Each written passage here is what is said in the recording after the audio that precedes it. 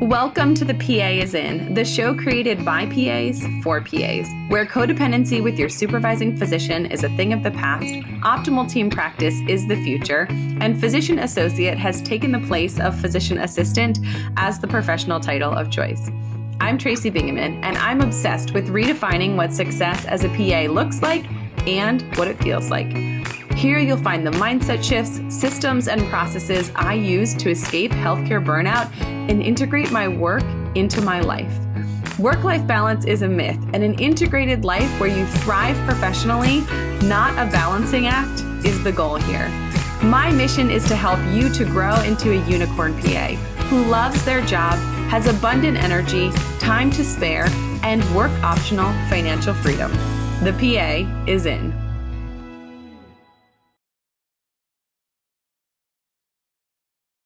Sarah, welcome back to the show. Thanks so much for being here. Thanks for having me back, Tracy. I'm so excited. You are an integral part of making the show a reality as my virtual assistant, but also I think the award for most return guest goes to you because we're doing this Back to Basics Money series. So this is, we're going to continue on today with talking about personal finance, and we're going to talk about insurance, which is super important, although not a super sexy topic. True, yes. But I think especially because we've talked about all the ways that you've grown your money, invested, increased your assets, helped your kids prepare for their future. You have all this money now is the goal. And how do we protect it? And that's what the point of insurance is, protecting all this money that you have now. Sure. Transferring that risk and making it so you can pay less and not have those things at risk. So let's start off with sort of some very basic back to basics. Let's talk about homeowners or renters insurance. Yes, I think to make sure we cover everything, because we're covering all the basics, if you own a home or rent a home, you should have insurance. If you have a mortgage through a bank, you are required to have homeowners insurance. You're not going to be able to get a mortgage, not going to give you that loan without insurance to help mitigate the risk of where the bank's money is. And so, yeah, if there's any kind of damage to your home, a tree falls on your house and you need a new roof, if you're robbed and someone takes all your stuff, homeowners insurance will help pay to replace your items. If there's a fire, that's a point of homeowners insurance, is to replace what you've lost or help fix part of your home if something happens to it. And even if you don't own your home, you're a renter, there is also renters insurance, again, to help protect all the items in your home that you're living in. And if you're listening and you're thinking, yeah, of course I have homeowners insurance, I got it umpteen years ago when we moved in, you may just want to pull out your policy, take a look, make sure that things have not changed significantly in terms of the contents of your home or the value of your actual home structure, that's being updated and that you have enough coverage for your current residence and your current items. Mm-hmm. Yeah, that's a great point. I think probably like once a year or so, just a quick overview. Has anything major changed? Should we review our policies and see if there might be something better out there? Yeah. So along those lines, something that everyone should have if they have a car is car insurance or auto insurance. So talk to us about that. What are the things we need to know in terms of keeping ourselves covered from a car standpoint? Yeah. So as everybody probably knows, since you were most likely a teenager and started driving and had to have insurance, there's so many different kinds of auto insurance. You can have comprehensive, liability, collision only, depending on what your needs are, what type of car. Maybe if you're just driving like a beater car once a week because you work from home, you have really little insurance on it. But if you have a brand new car, especially if you have a loan on your car, or if you drive a lot and you want to have more comprehensive insurance, get a comprehensive policy that will cover anything and everything and cover more. I think one of the big things to look at with auto insurance is your deductible versus your premium. So your premium, how much are you paying per month or per year or twice a year, however often you're paying your insurance, versus your deductible is, let's say you actually do get in an accident or hit a deer or something like that, and you actually need to use your insurance. Your deductible is what you're paying out of pocket. So let's say you're in a car accident and it's $1,000 worth of damage and you have $100 deductible. You pay the 100, your insurance will pay the other 900. But if you have a really low deductible like that, you probably are paying higher in premiums every month or year. But if you want to pay lower, have lower rates of insurance and pay less, you're probably going to need to have a higher deductible, like a few $100s, $1,000 deductible. So yes, if you get in an accident, you're going to have that in your emergency fund to pay that. But throughout the course of the year, you're paying less. So that's something to keep in mind. Yeah, that was one of the things that when we got out of debt and had a fully funded emergency fund, that we increased those deductibles, sort of knowing we could cover some of the smaller stuff or even the bigger stuff. We could pay for more of it easily without having to derail, our monthly budget or our progress towards our financial goals. And that made a huge difference in a household with lots of drivers, some of whom are teens, even in decreasing our premiums, sort of knowing we're accepting that higher deductible so that we can pay less per month. Exactly. Yes. And one thing to keep in mind with auto insurance and homeowners insurance is sometimes if you bundle, you've heard like bundle and you'll get a deal. And sometimes that is true. If you, use one insurance broker for both, you bundle, you get a deal and you get a discount. Sometimes though, I've found personally, I actually get a better deal if I do two separate. I do this insurance company for my home and this insurance company for my car. And that is actually a better deal. So you can yourself kind of call up all the insurance companies and compare their plans and compare prices. You can do that legwork yourself if you want. Or what we do and what I would recommend is calling an insurance broker to shop all those plans for you. They'll do all that legwork. You don't pay the insurance broker, it's the insurance company pays them. But they do all that legwork for you and they'll come up with and present to you, here's 3 different insurance companies, here's all your options, here's the coverage and how to compare them and which one do you want to choose. And then you go from there. So I think that's an easy way to review it. And again, like you said, once a year, maybe every couple years, call up that insurance broker and say, hey, can you shop these policies? Am I getting the best deal that I can? Is there something better? Do I need to change my coverage? And have them kind of review everything for you. Because sometimes insurance brokers can get certain deals that you can't as an individual, but because they're part of a bigger network, they can get you a little better deal sometimes. So I think it could be worth it. And there's a difference between an independent insurance broker who can shop at various different companies of coverage and someone who is a State Farm employee who is a broker, but is a salesperson who's sort of captive to that person or that company who employs them. So as you're looking out, just know if the person is able to shop multiple plans or if they're able to just give you the best plan from the company that they work for. My recommendation is to find someone independent who can shop all of those for you and just let you know, like, hey, this is the best deal, that they're not employed by one single company, because then it's going to limit your options and potentially not be the best deal for you. Yeah, you definitely want a third party independent broker who's not specifically affiliated with this one company. You want to be able to compare State Farm and Progressive and Allstate and Erie and XYZ mom and pop shop who apparently has a fantastic option for you that you wouldn't even thought of. Mm-hmm. Absolutely.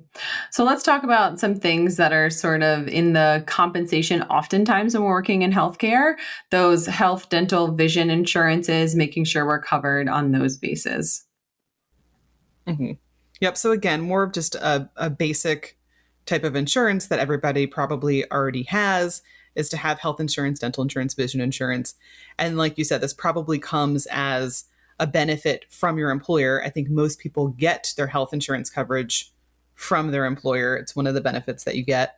And we're recording this near the end of August. And for most places, open enrollment is in the fall. So coming up soon in a couple of months, it'll be open enrollment. So it's a good time to kind of look at your different options through your employer. Do you want to change anything? Have your needs changed? Do you now have, something different that you want to have a little more coverage, less coverage? Other places you can call insurance companies, or you can call Blue Cross Blue Shield or Kaiser, whoever, and say, I would like insurance if you're self-employed, or you can get insurance in the marketplace, like Affordable Care Act, open up the marketplace to get insurance that way. And again, what are your needs? How big is your Are you covering a whole family or not? Do you have lots of chronic conditions and you're on regular meds and you see a lot of specialists for something? Then you, again, need more of a comprehensive insurance plan that might cost more to make sure that you can get everything covered that you're going to use throughout the year versus I'm pretty healthy. I don't take regular meds except for my multivitamin. That's it. So maybe you can be on a plan that's more of a catastrophe only type plan. If I'm in a major car accident, if heaven forbid I get diagnosed with stage 4 cancer, if I get appendicitis and I need my appendix out. It's going to cover the catastrophic things, but otherwise you can pay out of pocket maybe for the, the little stuff that you need to do throughout the year. What do you need? Another option that people bring up when it comes to health insurance uh, uh, is a health share plan. And usually these are a Christian health share plan. To keep in mind, though, this is not actually insurance. Everyone puts in money, kind of like you would do with your regular insurance premiums every month, puts money in this big pot. And then if you need coverage for something, they usually reimburse you. Some health shares will pay upfront for certain things, but a lot of time you have to pay that money out of pocket. So you have to have that money available, and then the health share will reimburse you for it. Some companies I've never used one, but some companies I've heard are much easier to work with than others. It's easier, quicker to get your money and your reimbursement than others. And then there's also always the option that they'll drop you. If you end up getting a terrible diagnosis and it's going to cost so much money for all your specialists, your treatments, whatever it is, they might drop you because health shares can do that. So just something, it's an option that a lot of people use, and some people have great reviews for it, and some people it's not the best option for them. It's out there as an option, but just to keep in mind, it's not true insurance. Mm-hmm.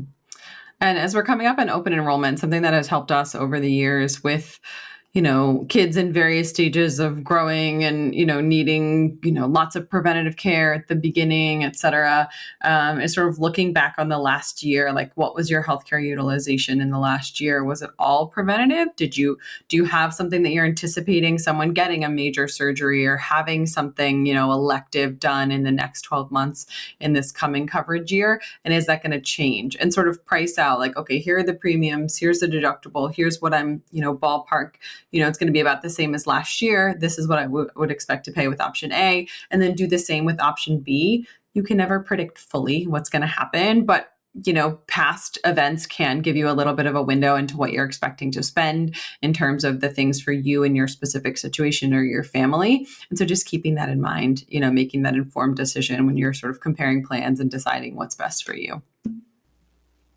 Mm-hmm. Yep. All right, let's talk about life insurance, which I feel like life insurance is like having a will. Like, people think like everyone needs it. Well, we're going to talk about who specifically needs it, but most everyone needs it. And people feel weird about it because they think if they get life insurance, they're going to die. Just like they think if we're going to get a will, that suddenly we're going to speak this like bad outcome into existence. So how can listeners know if they need life insurance coverage or not? Sure. Yeah, I think that's the first question is, does everyone need life insurance? Pretty much, if you have a home, own a car, you're a living human being, you need that home auto health insurance that we talked about. But do you need life insurance? Not everyone does. The question you have to ask yourself is, who cares if you die?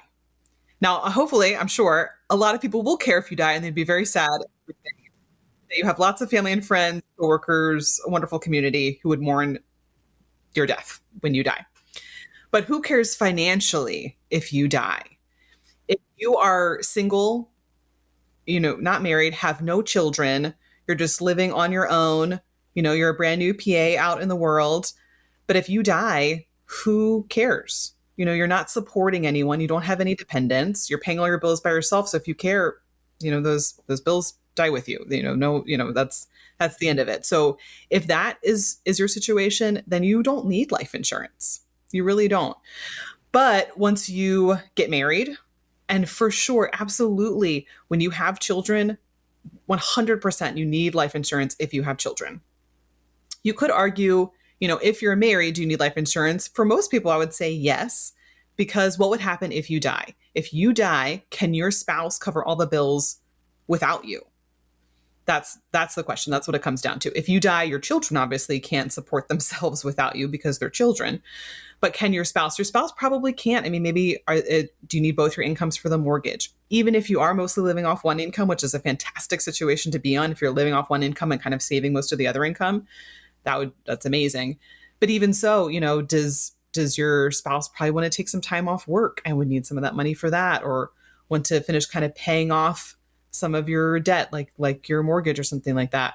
That's when you need life insurance. If you have dependents who physically depend on you and your income, in order to survive. That's who needs life insurance. And there's two main types of life insurance. There's term life insurance and there's whole life insurance.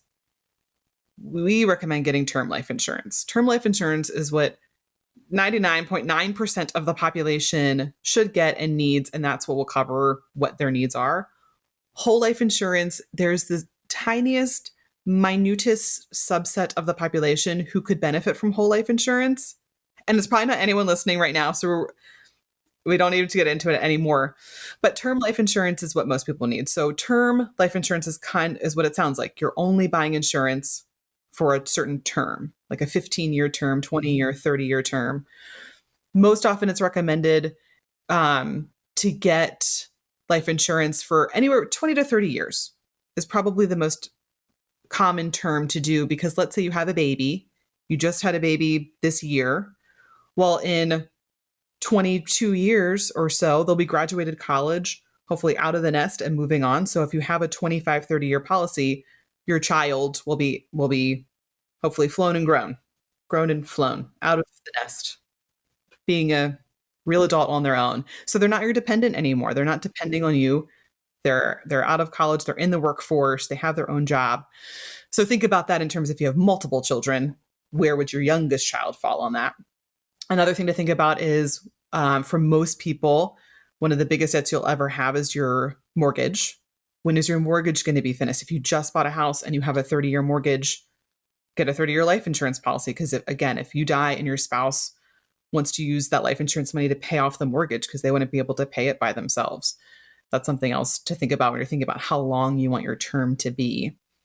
But at the end of that term, kind of like it sounds like, the insurance policy is over. It ends. You have no more life insurance anymore. It's done. So some people worry about that of like, well, then what happens if I die? Because I will still die at some point, but now I don't have life insurance. So the two things to think about with that would be, number one, let's say by the time your insurance policy ends, you are now 58 years old, your mortgage has been paid off, all of your children are out of the house and on their own. So who are your dependents at that point? I mean, really, it's only your spouse, to make sure that your spouse will be taken care of whenever you die. But hopefully, again, like at that point, your biggest bills are taken care of. College is paid off for your kids. If they decided to go to college, your mortgage is done. Those big bills are over. And on the flip side of that too, the second part is hopefully at that point, you're what we call self-insured. You've built up so much in your assets, in your investment accounts, your retirement accounts, all of these things, that when you die, you're not just getting the $750,000 life insurance policy you would have gotten, or the $1 million life insurance policy, whatever it is. Hopefully that time you have more than $1 million in all your investments that your spouse could live off of whenever you die. It's a little scary to sort of think about like, okay, 20 years from now, they don't need me. Like, I feel like emotionally, like, but they'll always need me. But this is like physical, financial dependence, not I'm writing off my children once they become adults because they're no longer financially dependent on us, but rather like, are we feeding them daily? And this is different if you have a kid with special needs, if you have a specific situation in your family where you're expecting that one of those kids in 20 or 30 years might be in a situation where they do need care, where they do need some support in terms of, long-term care or housing. So keep that in mind. I mean, you know your family best, but this is something that is just so unbelievably important. It's a really great way to say, I love you to your family, and that as they are dealing with this devastating loss, whenever it comes, that you're not leaving them in a situation where not only are they having to deal with the logistics of planning, a funeral and, sort of going through that, but also they're not in a spot where they're having to make hard, tough financial decisions in the middle of their grieving. It will buy them time to do what they need to do to make sure that everyone is okay, and then to start moving forward on purpose without feeling like they're having to be scrambling in a season that's also just very hard as well. So that's some great advice. I love how you said it's a way to tell your family, I love you. I absolutely love that. I think that is perfect.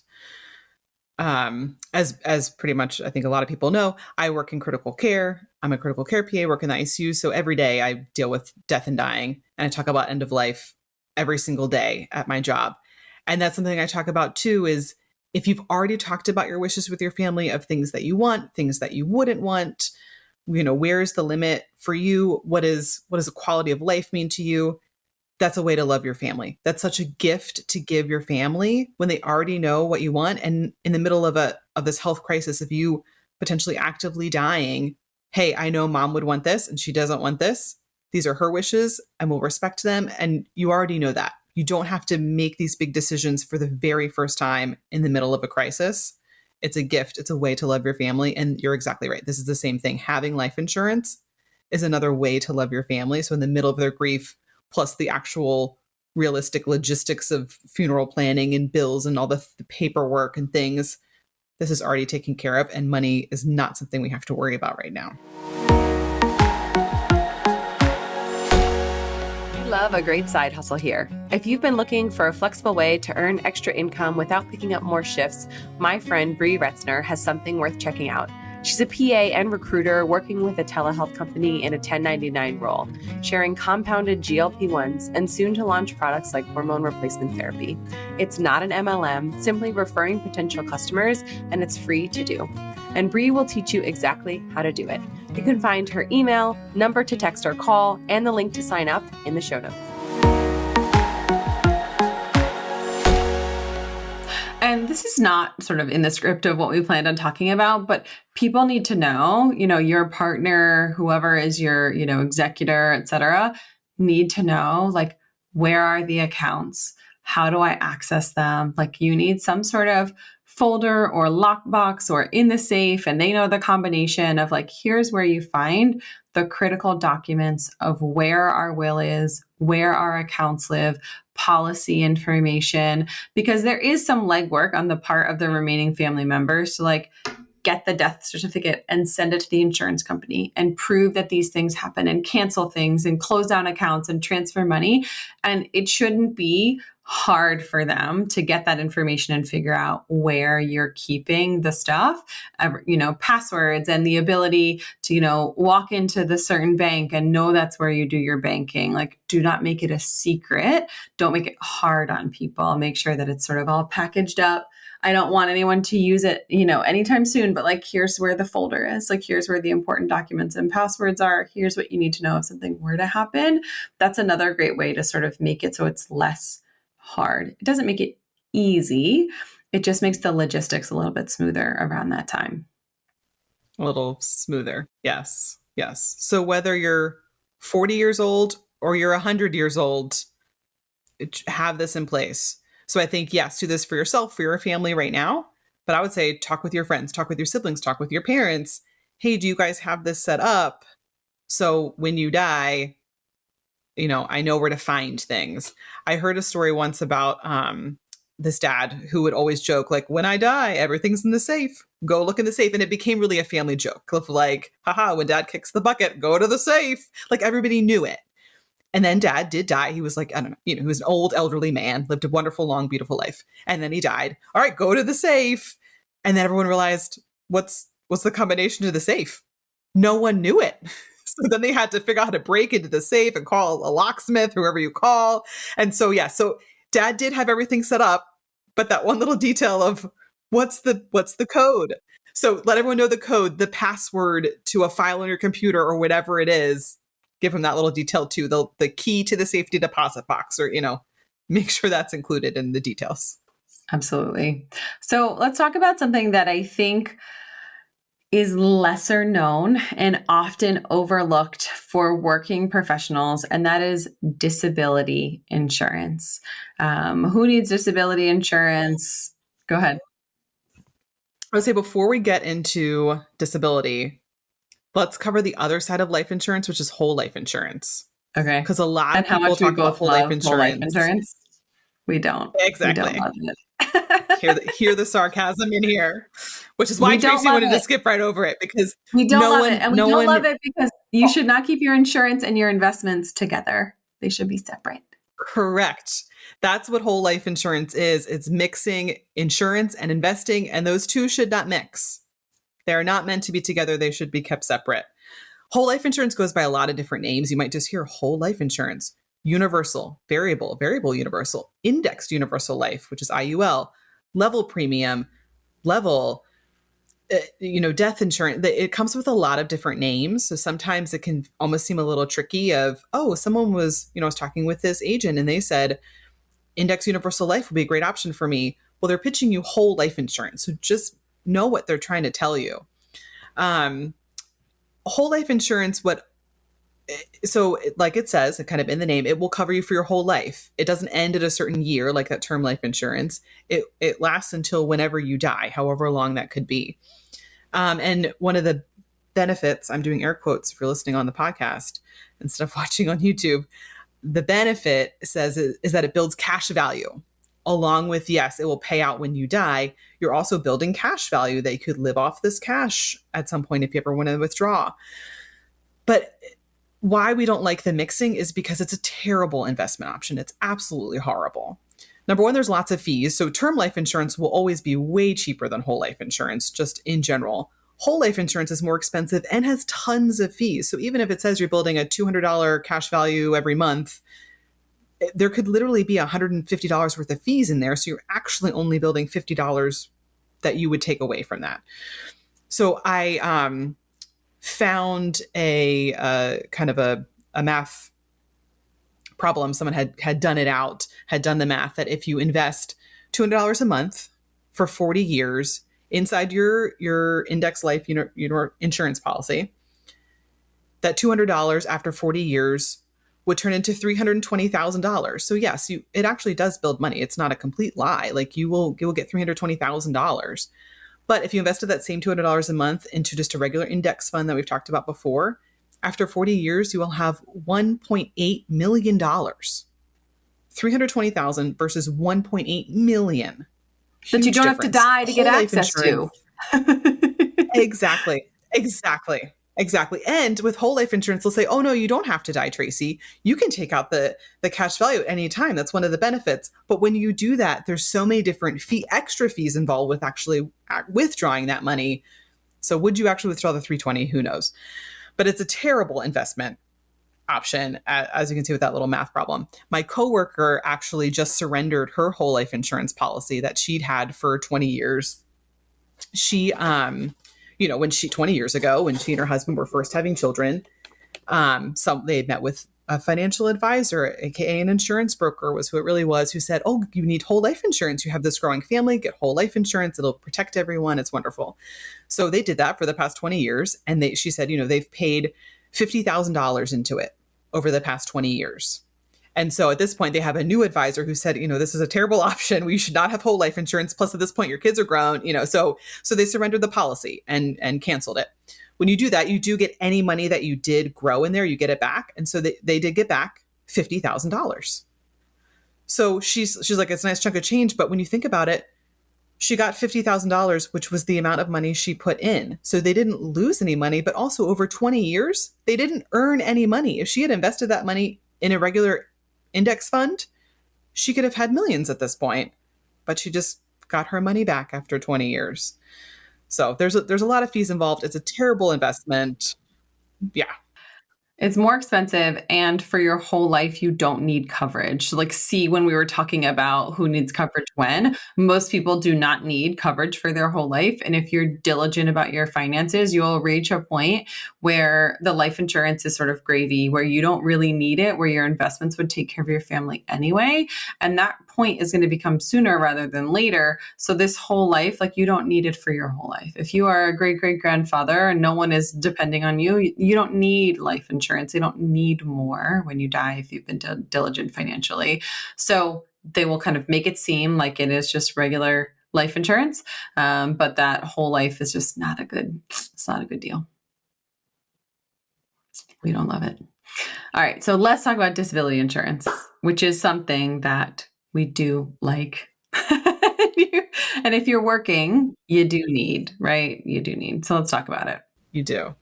Yeah. Life insurance is important. And I think especially if you have any dependents, like we talked about, for sure, if you have children, because in a catastrophic situation, you die, what would happen? Worst case scenario. But disability, you're much more likely to become disabled during your working years than you are to die. I think there's a statistic that about 25 to 28% of adults end up becoming disabled in some way. You know, that the amount of disability can vary. But specifically, when I was looking at like the white coat investor has fantastic resources on different types of insurance. And so he had put out a statistic that about 1 out of 7 physicians end up needing to use their disability insurance. So it's way more common. Yes, everyone should have life insurance if you have those dependents, but you also need disability insurance because it's much more common, much more likely that you're going to need to use that disability insurance. And so disability insurance, you can have short-term or long-term. For anyone who's had a baby, you probably utilize some of that short-term disability. Short-term disability is like it says, if you're going to be out of work for a few weeks to maybe a few months, you use that short-term disability and you get a percentage of your income. Usually there's a waiting period that you have to wait till it actually starts paying out. Same thing with long-term. Long-term disability is for several months to years to potentially the end of your life, you're going to be disabled. That's long-term disability. And again, there's a waiting period of a certain amount of, for long-term, it could be weeks to even a couple of months before it will start paying out. And it varies. Like I said, you know, there's a whole variety of disabilities that you can have. And along with that, there's a whole variety of disability insurance. So I think with this, it's definitely someone that you want to go to a trusted, validated, approved insurance broker to see what type of disability you need. The absolute number one thing you need to look for if you are a healthcare provider is to have own occupation coverage. You need to have true own occupation disability coverage. That's what you're looking for when you look for disability insurance. If you are disabled, because that will cover your specialty, your job right now. So as PAs, yes, we can change specialties. So there could be maybe a little fluctuation there that you can look at. But if you've been, you know, and you know in your heart of hearts, like I am a cardiothoracic PA, this is what I love, this is what I do, this is my life, and I foresee myself being in this forever, and hopefully you do, that could be your whole career, then you want disability coverage for cardiothoracic surgery. That's what you want. Because let's say you get disabled and you have some kind of nerve damage to your hands, so you cannot do surgery anymore. But you're not completely you can still walk and talk and function. Like you could do maybe you could maybe do something outside of healthcare in general, or you could even do something else as a PA. There's many different specialties that you could go into without needing those fine motor skills of a surgeon or surgical PA. But if you don't have own occupation coverage, then they won't pay out for that disability insurance because you can still function and do another job. But if you have this specific, you know, damage to your hands, you can't do the surgery anymore, and you have own occupation disability coverage, it's going to pay you out. It will pay for you because you cannot do this particular job anymore. And you can decide from there of, do I become kind of basically retired at this point because I can't do my field anymore? Or do you potentially look at something else, which could affect if insurance still pays you or not? But, you know, then you have options. But that's very specifically what you need to look for is that own occupation coverage. And one other thing I would encourage you to think about as you're sort of gathering this bouquet of coverages, right? Like, what do I need? What do I need during this time in my life? Is that oftentimes people will get short-term disability, specifically only short-term through work. Some works offer long-term, but I've seen it less in negotiations. Most offer short-term, some, you know, group policy or subsidy. Think about getting your own policy that you can take with you, that you can get now, and that is transferable job to job. It's coverage for you, not coverage through your employer for your specific position that you're in right now. When you get insurance, the younger and healthier and more able you are at the time when you get the insurance, like term, the earlier you get it, the younger and healthier and fitter that you are, that locks in your rate for the entirety of the term. So think about getting it sooner rather than later. And also think about having your own policy, because if next year when open enrollment comes around, they say, hey, it got expensive, we're dropping the short-term disability, and that's something that you are counting on for an upcoming maternity leave or something, you want to think about getting your own policy so that you have that coverage in your own hands, a policy that you pay for that no one can take away from you as long as you continue to pay the premiums. Because we would all love to think our employers are going to continue to offer their current benefits package forever, but that's not always the case. And sometimes things do change. Workplaces change hands. You know, there's things that are out of your control, but having your own policy that you're paying for is well within your control. And it's something that can't be sort of changed without you knowing or thinking you're covered and you're not. Mhm. And I think your own policy, because sometimes with your employer, they might not, they might do it like for disability, they might just have general disability, but you really want that own occupation. And to talk about with your employer, to go back to that term life insurance that we just talked about, a lot of employers will offer term life insurance through their company. And for a lot of people, it can be free up to like the amount of your salary, or you could pay to have more of that. I think it's worth it, especially if they're giving it as a free benefit of like, here's an extra $100,000, $200,000 term life insurance policy if you die tomorrow. That's great. But I would put any extra money on getting your own policy with your own company outside of your work, because if all you're relying on is what work has, number one, it's not going to be enough money. But number two, let's say you lose your job next week, then you also lose that insurance. So yes, agreed. For all these insurances, have your own policy outside of your employer. Absolutely. So, speaking of policies, sort of through versus outside of our employer, let's talk about malpractice insurance. It's probably been a while since most people have sat through that lecture where we talked about claims made, tail coverage, occurrence policies. So, give us a little quick and dirty on malpractice, employer versus personal policies, and the different kinds that are out there. Yeah. So a super, super basic coverage of malpractice, since I think all of our listeners are all in healthcare. You can have most employers will offer, like the hospital has its malpractice coverage. Or if you work in a private office, like that office setting probably has a malpractice coverage. So you can use that. But remember, if you use that, the goal of the malpractice policy will be to cover the hospital. It's not to cover you. Like, yes, if you're named in a lawsuit and or the hospital's named in a lawsuit, it will protect you. They'll give you lawyers and they'll help cover you and go through the process with you. But at the end of the day, they're looking at what is covering the hospital the most, and they're protecting the hospital the most, not you, and your interests are not number one. So this is just like we were saying, a reason to have your own malpractice policy is because when it's yours, they're looking out for you. You are number one, and your interests are what they're most concerned about. And the other malpractice insurance company can work on covering the hospital, but your policy is covering you and looking out for you. So the two, I think, main types of malpractice policies are occurrence and claims made. An occurrence policy covers a certain time period, anything that happened in that time period, and it's covered indefinitely. So if you you worked at this hospital from 2001 to 2015, and you had an occurrence policy for that time, and you leave there in 2015, and now you're working somewhere else. It's 2025 now. You haven't been there for 10 years, but you're sued today for something that happened back in 2010. I don't even know if the lawsuit, if that timing even makes sense legally, but let's say you're sued for something that happened back in 2010. So that, I mean, it's been 15 years since you worked there, and you're long gone, you're out of that, but you had an occurrence policy, and the occurrence policy was valid for that time period. So you are covered. They're going to protect you for that. Versus if you had a claims made policy.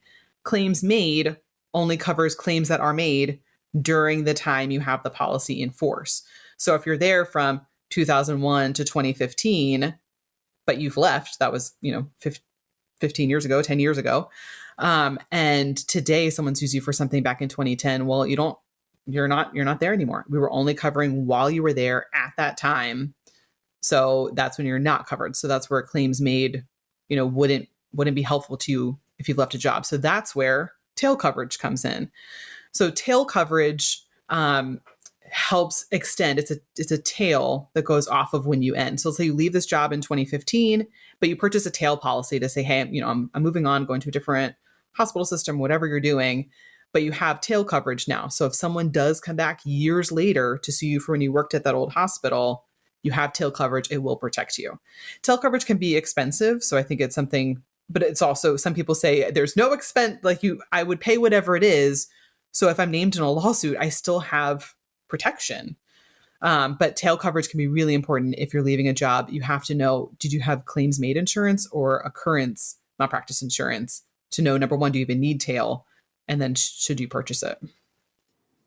Absolutely. And, just take a look at your employer's policy. Like you can ask to see it. It is, you can ask, who the company is and what the limits are and just, know that it's there. Ask to see a copy of it. It's well within your rights as a clinician to know what coverage you have in place because that can help and inform you if you're thinking about getting your own individual policy, kind of what coverage you need. And then you can take that to the insurance agent or the person that you're working with and say, like, here's my current coverage. I want something that's going to, follow, sort of partner with that and also give me some personal coverage. Mm-hmm. Yeah. And if you're looking for where do I find malpractice insurance? How do I do this? Do I call up my Allstate insurance agent who has my home and auto? No, they are not going to cover you. But if you go to AAPA, they have a list of different types of insurance, what you might need, and you can use them to go find an insurance broker to get malpractice insurance. And we are proudly sponsored by CM&F Group, and they offer insurance. If you're thinking about opening up a practice, you want to have your own coverage. You want to make sure that you are protected because it sounds kind of bleak, but like lawsuits happen, and you want to make sure that you're protected separate from your practice or your organization.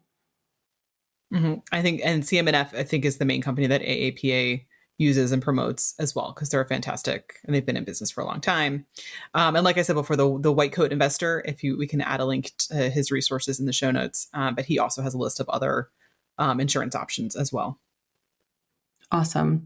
And let's wrap up this discussion of insurance with something that when you build some wealth and feel like you maybe have accumulated a target or some assets that would be worth going after, could be helpful to consider. And that is umbrella insurance. What is umbrella insurance and who should think about looking into it?